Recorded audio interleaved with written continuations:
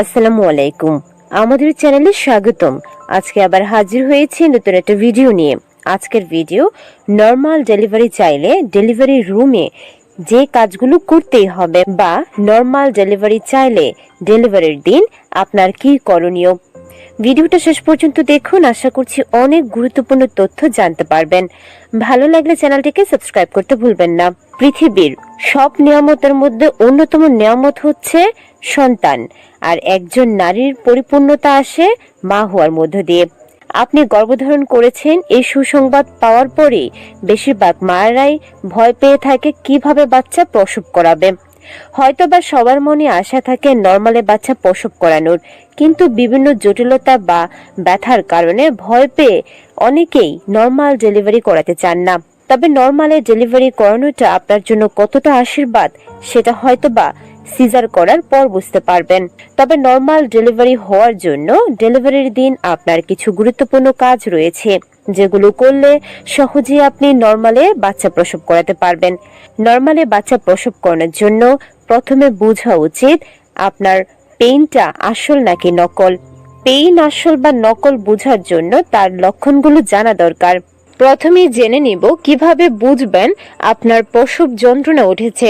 সাধারণত অল্প স্বল্প বেদনা হলেই এটা বুঝে নেবেন না যেন আপনার প্রসব যন্ত্রণা হয়েছে।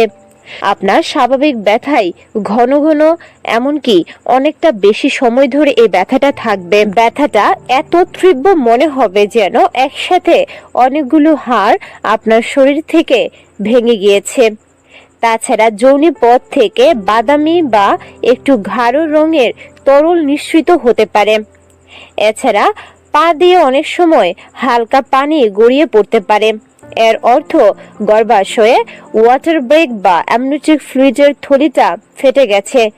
সেক্ষেত্রে দ্রুত ব্যবস্থা নিতে হবে, মানে প্রসবের জন্য প্রস্তুতি গ্রহণ করতে হবে। প্রসবের শুরুর লক্ষণ হিসেবে জরায়ু আস্তে আস্তে তার মুখটাকে বড় করতে থাকে। শুরুর দিকে 3 থেকে 4 সেন্টিমিটার এটা দীর্ঘ হয়ে থাকে, তবে 10 সেন্টিমিটার পর্যন্ত চওড়া না হলে বাচ্চা নরমালে ডেলিভারি করা সম্ভব হয় না। যত তাড়াতাড়ি জরায়ুর মুখটা খুলতে থাকবে তত ব্যথা চরম আকার ধারণ করবে। উল্লেখিত লক্ষণগুলো আপনার মধ্যে থাকলে বুঝে যাবেন এটি আসল লেবার পেন, আর তখনই আপনাকে প্রস্তুত হতে হবে ডেলিভারির পেন সহ্য করার জন্য। লেবার পেন উঠলেই অনেকেই আছেন শুয়ে বা বসে পড়েন, মনে করেন শুয়ে থাকলে হয়তোবা ব্যথা কম হবে বা বাচ্চা প্রসব করার জন্য এটাই সর্বোত্তম পজিশন, কিন্তু এটা সম্পূর্ণ ভুল। লেবার পেন ওঠার পরে আপনি যতটা পারেন রিল্যাক্স থাকবেন, হাঁটাহাঁটি করতে থাকবেন। আপনার বাড়িতে থাকা হালকা কাজকর্মে নিজেকে ব্যস্ত রাখতে পারেন, এতে করে ব্যথাটা বেশি অনুভূত হবে না, আপনি একটু সময় পাবেন। যতটা সময় যাবে আর হাঁটাহাঁটি করবেন তত তাড়াতাড়ি আপনার সার্ভিক্স মানে জরায়ুর মুখ খুলতে থাকবে। জরায়ুর মুখ খুলে থাকার জন্য হাঁটাহাঁটি করাটা জরুরি। শুয়ে পড়লে এত তাড়াতাড়ি জরায়ুর মুখ খুলে না। নরমাল ডেলিভারি হওয়ার জন্য নিজের শক্তি বজায় রাখাটা খুবই জরুরি। তার জন্য নিজেকে শান্ত রাখতে হবে, চিন্তামুক্ত রাখতে হবে। আপনি যদি কান্নাকাটি করেন, উদ্বিগ্ন হয়ে যান বা চিৎকার করেন, সেক্ষেত্রে বাচ্চা উপরের দিকে উঠে যাবে। এতে করে দীর্ঘ সময় আপনার বেদনা সহ্য করতে হবে, মানে প্রসব অনেক দেরিতে হবে। সব থেকে যে ব্যাপারটা জরুরি সেটা হচ্ছে অতিরিক্ত চিৎকার চেঁচামেচি বা কান্নাকাটি না করা। এতে করে আপনার শরীরের এনার্জি একেবারে লস হয়ে যাবে, যার ফলে আপনি নিচের দিকে পুশ করতে পারবেন না। আর পুশ না করতে পারলে ব্যথা তীব্র থেকে তীব্রতর হবে, আর নরমালে বাচ্চা প্রসব করে সম্ভব হবে না। প্রসব বেদনা কমাতে এবং নরমাল ডেলিভারি হওয়ার জন্য দীর্ঘক্ষণ শ্বাস নেওয়ার প্র্যাকটিস করাটা খুবই গুরুত্বপূর্ণ। গর্ভবতী হিসেবে গর্ভাবস্থার শুরু থেকেই আপনি ব্রিদিং এক্সারসাইজটা করতে পারেন। দীর্ঘক্ষণ নিঃশ্বাস নিতে পারলে আপনি খুব সহজেই পুশ করতে পারবেন। আর আপনি যদি পুশ করতে পারেন তাহলে বেদনা কম হবে, অল্প সময়ে বাচ্চা ডেলিভারি হয়ে যাবে। আপনি যদি আগে থেকে নিঃশ্বাস গ্রহণের প্র্যাকটিস না করেও থাকেন, প্রসব বেদনা ওঠার পর নির্দিষ্ট একটা পদ্ধতি ব্যবহার করতে পারেন, যার মাধ্যমে বাচ্চা সহজেই নিচের দিকে নামতে থাকবে। সেটা হচ্ছে আপনি মুখ দিয়ে নিঃশ্বাস নেবেন আর নাক দিয়ে ছাড়বেন। প্রসব বেদনা ওঠার পর মুখ দিয়ে নিঃশ্বাস ছাড়তে নেই, এতে করে বাচ্চা উপরের দিকে উঠে যায়।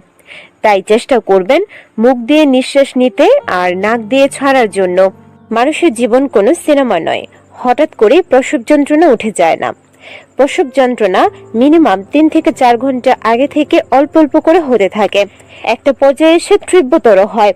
ব্যথা তীব্র হলে যদি আপনি হসপিটালে যান, সেক্ষেত্রে ডাক্তার আপনার বাচ্চার হার্টবিট, ওজন ঠিক আছে কিনা, পজিশন ঠিক আছে কিনা, এমনকি আপনার সার্ভিক্সের মুখ মানে জরায়ুর মুখ কতটা বড় হয়েছে সেগুলো পরীক্ষা করবে। এই সময় আপনাকে শুয়ে থাকতে হয়।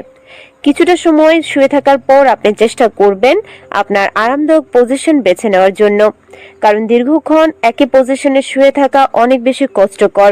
বিভিন্ন ধরনের পজিশনে নিজেকে রাখলে বেদনাটা কম মনে হবে, সাথে প্রসব হওয়ার প্রক্রিয়াটা সহজ হবে। তবে এই সময় যেহেতু অনেক বেশি যন্ত্রণা হবে, সেক্ষেত্রে আপনার কোমর কিংবা ব্যাক পোর্শন মানে কাঁধের দিকে যন্ত্রণা হতে পারে। সেক্ষেত্রে পরিবারের কারো সাহায্য নিতে পারেন। পিছনে মালিশ করে দিলে বেদনাটা কিছুটা হলেও কমবে। এই সময় যতটা পারেন কষ্টটাকে নিজের ভিতর চেপে রাখবেন, কারণ অতিরিক্ত চিৎকার চেঁচামেচি করলে ডাক্তার ভয় পেয়ে যাবে আর বুঝবে আপনি নর্মাল ডেলিভারির জন্য প্রস্তুত নন। সেক্ষেত্রে এত কষ্ট সহ্য করার পরেও সিজার করতে হবে। অনেক গর্ভবতী কিংবা তার পরিবার মনে করে যেহেতু বাচ্চা ডেলিভারি করানোর সময় হয়ে গেছে তাই অনেক বেশি ভারী খাবার খাওয়া উচিত, কারণ প্রসবের সময় বেশি শক্তির প্রয়োজন। তবে তারা এটা ভুল করে। লেবার পেন উঠে যাওয়ার পর ভারী খাবার খেলে হজমের সমস্যা হয়, যার ফলে গর্ভবতী ইচ্ছে মতো পুশ করতে পারবে না। লেবার পেন উঠে যাওয়ার পর যতটা সম্ভব হালকা কিন্তু পুষ্টিকর খাবার খেতে হবে। এক্ষেত্রে গর্ভবতী ড্রাই ফ্রুটস খেতে পারেন। ড্রাই ফ্রুটসের মধ্যে খেজুর, কিশমিশ, কাঠবাদাম, কাজু বাদাম অন্যতম। তবে তিন ও ঝুমুর অনেক বেশি উপকারী নর্মাল ডেলিভারির জন্য। আমরা এই নিয়ে একটা ভিডিও করেছি, তিন আর ঝুমুর কিভাবে বা কখন খেলে নর্মাল ডেলিভারির সম্ভাবনা বাড়ে। ডেলিভারি রুমে আরেকটা যে কাজ খুবই গুরুত্বপূর্ণ, সেটা হচ্ছে সময় মতো পুশ করা। গর্ভবতীরা খুব দ্রুত আর ইচ্ছামতো যদি নিচের দিকে পুশ করতে থাকে, মানে বাচ্চা ডেলিভারি করানোর জন্য চেষ্টা করে, সেটা শুধুমাত্র তার শক্তিকেই অপচয় করবে। যদি গর্ভবতী মা কন্ট্রাকশন ফিল করে, মানে উপর থেকে যদি নিচের দিকে আসার জন্য বাচ্চা হালকা করে ধাক্কা বা চাপ দিতে থাকে, সেক্ষেত্রেই কেবল গর্ভবতীর পুশ করা উচিত, মানে নিচের দিকে চাপ দেওয়া উচিত, যাতে করে বাচ্চা খুব সহজেই নিচের দিকে নেমে আসতে পারে। নিচের দিকে পুশ করার সর্বোত্তম সময় হচ্ছে যখন আপনার সার্ভিক্সের মুখ মানে জরায়ুর মুখ 10 সেন্টিমিটার বা তার কাছাকাছি পর্যন্ত খুলে যাবে। তখন এই সময় পুশ করলে বাচ্চা খুব সহজে ডেলিভারি হয়ে যাবে। প্রসব ব্যথা সহজ করতে বা কমাতে প্রাচীনকাল থেকেই বিভিন্ন ধরনের সুগন্ধি ব্যবহার করে আসছে। একটা সময় ছিল যখন এত ইমিডিয়েট চিকিৎসা ব্যবস্থা ছিল না, তখন বেদনা কমাতে এই ধরনের উপাদান বেদনানাশক হিসেবে কাজ করেছে। শুধু প্রসব বেদনা নয়, নর্মাল যে কোনো বেদনা কমাতেও এটা কার্যকর। তার মধ্যে অন্যতম হচ্ছে লেবু পাতা। তাজা লেবু পাতা কিছুক্ষণ নাকের কাছে যদি রেখে দেন, তাহলে দেখবেন ফ্রেশ একটা অনুভূতি আপনি পাচ্ছেন, যা বেদনানাশক হিসেবেও কাজ করে। তাছাড়া লবঙ্গ, যেটা আমরা মশলা হিসেবে খেয়ে থাকি, অল্প কয়েকটা লবঙ্গ তাওয়াতে কিছুক্ষণ টেলে নিতে হবে। সেই লবঙ্গগুলো একটা রুমালের মধ্যে নিয়ে কিছুক্ষণ শুকতে থাকলে গর্ভবতী খুব কম ব্যথা অনুভব করবে। এটা কার্যকরী এবং প্রমাণিত একটা পদ্ধতি। তাছাড়া প্রসব বেদনা কমাতে এবং প্রসব সহজ করতে পানি পান করা খুবই গুরুত্বপূর্ণ। আমরা সবাই জানি বিশুদ্ধ পানি যে কোনো ব্যথা উপশম করতে কার্যকরী ভূমিকা পালন করে। যেহেতু প্রসব যন্ত্রণা উঠেছে, আপনার শারীরিক সক্ষমতা অনেক বেশি গুরুত্বপূর্ণ, তাই নিজের শরীরকে হাইড্রেট রাখতে একটু পরপর কুসুম গরম পানি পান করার চেষ্টা করুন, কারণ এর সময় আপনি প্রচন্ড পরিমাণে ঘামতে থাকবেন, শরীর থেকে তরল সাথে লবণ বের হয়ে যাবে। তাই অল্প অল্প পানি বা পানি জাতীয় খাবার খেলে শরীর ভালো থাকবে, আপনাকে শক্তি যোগাবে। শুধু পানি পান করা নয়, যখন প্রসব বেদনা উঠবে তখন আপনি চাইলে কুসুম গরম পানি দিয়ে গোসল করে নিতে পারেন। এতে করে আপনার শরীরের পেশিগুলো খুব তাড়াতাড়ি সক্রিয় হয়ে যাবে এর ফলে অন্যরকম একটা শক্তি বা এনার্জি আপনার মধ্যে কাজ করবে, যার মাধ্যমে বাচ্চা নর্মাল ডেলিভারির জন্য দীর্ঘ প্রক্রিয়াও আপনি সহ্য করতে পারবেন।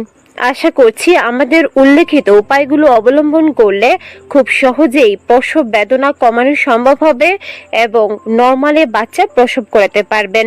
ভিডিওটা যদি ভালো লেগে থাকে অবশ্যই চ্যানেলটিকে সাবস্ক্রাইব করতে ভুলবেন না। আল্লাহ হাফেজ।